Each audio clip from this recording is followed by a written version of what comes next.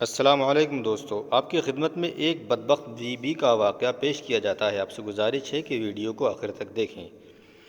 دوستو، ہمارے نبی صلی اللہ تعالی علیہ وسلم نے ایک بار صحابہ کرام رضی اللہ تعالی عنہم کے سامنے بنی اسرائیل کے ایک ولی حضرت شمعون رضی اللہ تعالی عنہ کا ذکر کرتے ہوئے فرمایا ہے کہ حضرت شمعون رضی اللہ تعالی عنہ نے 1000 مہینے اس طرح عبادت کی کہ رات کو قیام یعنی نفل نماز پڑھتے اور دن کو روزہ رکھتے، ساتھ ساتھ اللہ تعالیٰ کی راہ میں کفار کے ساتھ جہاد بھی کرتے۔ وہ اس قدر طاقتور تھے کہ لوہے کی وزنی اور مضبوط زنجیروں کو اپنے ہاتھوں سے توڑ دیا کرتے تھے۔ کفار ناہنجار نے جب دیکھا کہ حضرت شمعون رضی اللہ تعالیٰ عنہ پر کوئی بھی حربہ کارگر نہیں ہوتا، تو آپس میں مشورہ کرنے کے بعد بہت سارے مال و دولت کا لالچ دے کر کے آپ کی بیوی کو اس بات پر راضی کر لیا کہ وہ کسی رات نیند کی حالت میں پائے تو انہیں نہایت ہی مضبوط رسیوں سے خوب اچھی طرح جکڑ کر ان کے حوالے کر دے۔ چنانچہ بے وفا و بدبخت بیوی نے ایسا ہی کیا۔ جب آپ بیدار ہوئے اور اپنے آپ کو رسیوں میں بندھا ہوا پایا تو فوراً اپنے جسم کو حرکت دی، رسیاں فوراً ٹوٹ گئیں اور آپ رسیوں سے آزاد ہو گئے۔ پھر اپنی بیوی سے پوچھا کہ مجھے کس نے باندھ دیا تھا؟ بے وفا بیوی نے وفاداری کی نقلی اداؤں سے جھوٹ موٹ کہہ دیا کہ میں تو آپ کی طاقت کا اندازہ کر رہی تھی کہ آپ ان رسیوں سے کس طرح اپنے آپ کو آزاد کراتے ہیں۔ بات بھی دفع ہو گئی۔ ایک بار ناکام ہونے کے باوجود وہ بدبخت و بے وفا بیوی نے ہمت نہیں ہاری اور لگاتار اس بات کی طاق میں رہی کہ کب آپ پر نیند طاری ہو اور میں ان کو باندھ دوں۔ آخر کار پھر ایک بار موقع مل ہی گیا، لہٰذا اب آپ پر نیند کا غلبہ ہوا۔ اس ظالمہ عورت نے نہایت ہی چالاکی کے ساتھ آپ کو لوہے کی زنجیروں میں اچھی طرح جکڑ دیا۔ جیسے ہی آپ کی آنکھ کھلی، آپ نے ایک ہی جھٹکے میں زنجیر کی ایک ایک کڑی الگ کر دی، یعنی کہ اس کو توڑ دیا، اور وہ آسانی سے حضرت شمعون آزاد ہو گئے۔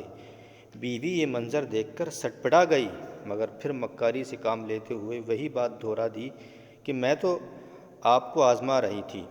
گفتگو کے دوران حضرت شمعون رضی اللہ تعالیٰ عنہ نے اپنی بیوی کے آگے اپنا راز ظاہر کر دیا کہ مجھ پر اللہ تعالیٰ کا بہت بڑا کرم ہے، اس نے مجھے اپنی ولایت کا شرف عطا فرمایا ہے اور مجھے دنیا کی کوئی چیز اثر نہیں کر سکتی، مگر ہاں میرے سر کے بال، یعنی جو میرے سر کے بالوں کو مجھے خود باندھ دے تو میں اپنے آپ کو آزاد نہیں کرا سکتا۔ وہ بدبخت و چالاک اور بے وفا عورت ساری بات سمجھ گئی۔ اسے دنیا کی محبت نے اندھا کر دیا تھا۔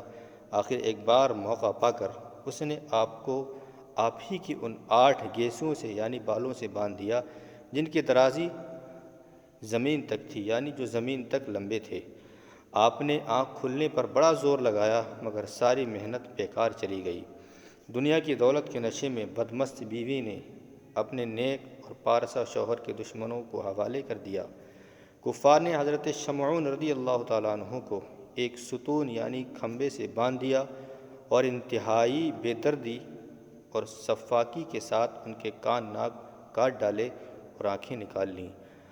اپنے ولی کامل کی بے کسی پر اللہ کی غیرت کو جوش آیا۔